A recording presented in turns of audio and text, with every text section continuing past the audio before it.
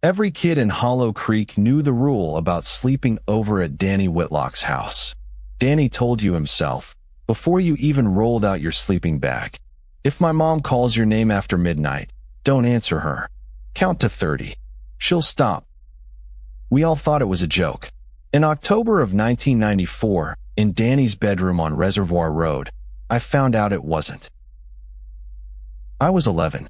Danny was my best friend, the kind you make in a town like Hollow Creek, where there's one school, one diner, and nothing to do after dark except be kids together.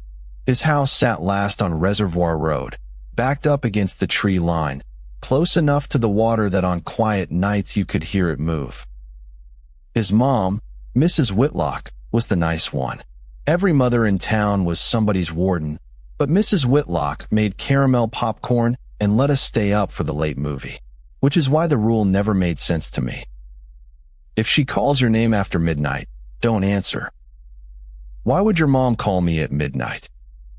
Danny just looked at me the way you look at someone who's about to learn something you wish you didn't know. She won't, he said. That's the point. That night we watched the movie. We ate the popcorn. Mrs. Whitlock said goodnight at 10, and her bedroom door clicked shut down the hall. Ordinary. All of it, completely ordinary. I woke up because someone was saying my name. Soft, patient, right at the crack of the bedroom door. Michael, Michael, honey, come to the kitchen. I made you something. Mrs. Whitlock's voice. Exactly her voice, the caramel popcorn warmth of it. My leg was already out of the sleeping bag when Danny's hand clamped onto my arm, so hard it left marks. He didn't say anything. He just shook his head, slow, and mouthed the words, count to 30. The voice kept going while I counted. That's the part one still dream about. It didn't get angry. It got better. By the time I reached 20, it had my mother's disappointment in it. That little pause she does before my name when I've let her down.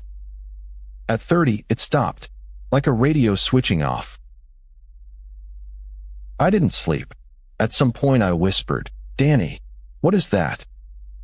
He was staring at the ceiling. Dad says it came up from the reservoir the winter the radio station closed. He said it the way you'd recite a fact for school, something worn smooth from repeating. It doesn't have a voice of its own, so it borrows. Borrows how? It listens. He turned and looked at me then. It's been listening to my mom for 6 years.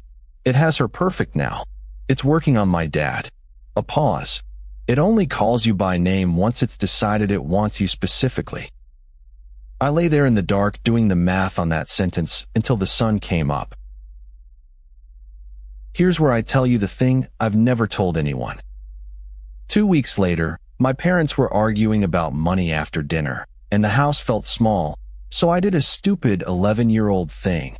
I got angry that nobody understood me, and I wished, out loud, into my pillow, that I lived anywhere else. That night, at 3:11 in the morning, something called my name from downstairs, in my own house, on the other side of town. My mother's voice. Michael, come down, sweetheart. I want to show you something. And I want you to understand, I almost went, because I was 11, and I'd been crying, and it had exactly the voice a kid wants to hear when he's sad. It said all the right things. It had clearly been listening to my house for longer than one night. But it made one mistake. My mother never called me Michael. Not once in my life. She called me Mikey or Michael Ray when I was in trouble. Never just Michael. It had learned her voice. It hadn't learned her. I counted to 30. Then I counted to 100. Then I counted until my alarm went off. And at breakfast my mother, my real mother, calling me Mikey, burning the toast, asked why I looked like I hadn't slept. I never slept at Danny's again. We stayed friends the way you do, quieter every year, than just a name in a yearbook. I moved away at 18 and I did not look back at Hollow Creek. And if you've heard tape number 1, you know moving away from this town doesn't mean much. The town keeps your file open.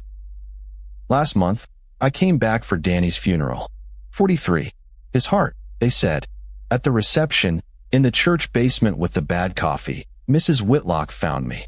She's small now, and gray, but the caramel warmth is still in her voice, and I hated that I flinched at it. She held my hand in both of hers and said she was glad I came. And then she leaned in, and I swear the room went cold, and she said, "You were always such a good boy, Michael. You never answered. We used to wonder," and here she smiled, the way you smile at a memory, which one of you it would follow home. I drove out of Hollow Creek that night, doing 70 on a road marked 40. I live 600 miles away now. Third floor apartment. Good locks. Last Tuesday, at 3:11 in the morning, my phone rang. My mother's number. My mother's voice. She called me Michael. I'm not going to tell you whether I answered, but I'll tell you what I heard in the background of that call, just underneath her voice, patient as ever, a radio tuned to static. This is tape number 2. Keep counting to 30, Hollow Creek. It's still learning.